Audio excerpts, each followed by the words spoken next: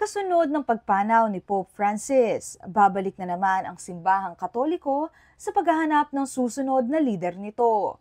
Ang sunod na makikilalang Santo Papa ay manggagaling sa mahabang listahan ng mga kardinal mula sa iba't ibang bahagi ng mundo. Sa website ng CNN, isa si Caloocan Bishop at CBCP President Pablo Virgilio Cardinal David sa mga tinukoy na papabili o posibleng sumunod sa yapak ni Pope Francis. Pero heto ang sagot dyan ng kardinal.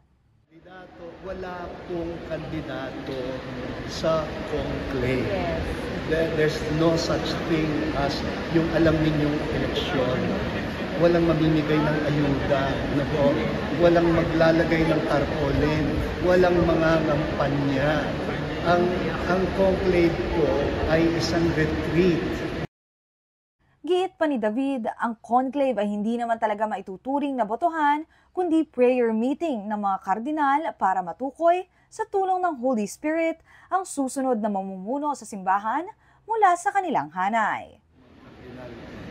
At sasagot kami sa basic questions, parang sharing namin sa isa't isa, ano ang tingin namin sa kalagayan ng simbahan ngayon, ano ang tawag ng panahon, within the present circumstances, anong expectation mo sa magiging bagong Santo Papa. Isa si David sa mga kardinal na itinalaga mismo ni Pope Francis nito lang December 2024. Unang pagkakataon din niya itong lalahok sa conclave sa Vatican para sa papalit na bagong Santo Papa. Kung siya ang tatanungin, heto raw sana ang tipo niya. Well, somebody who will sustain yung the vision of Pope Francis. Ayun, parang how to propel the church in mission at to be able to make a difference somehow in the many different fields of expertise, no? Inaasahan namang makarating sa Vatican si Cardinal David sa Biyernes, isang araw bago ang libing ng Santo Papa.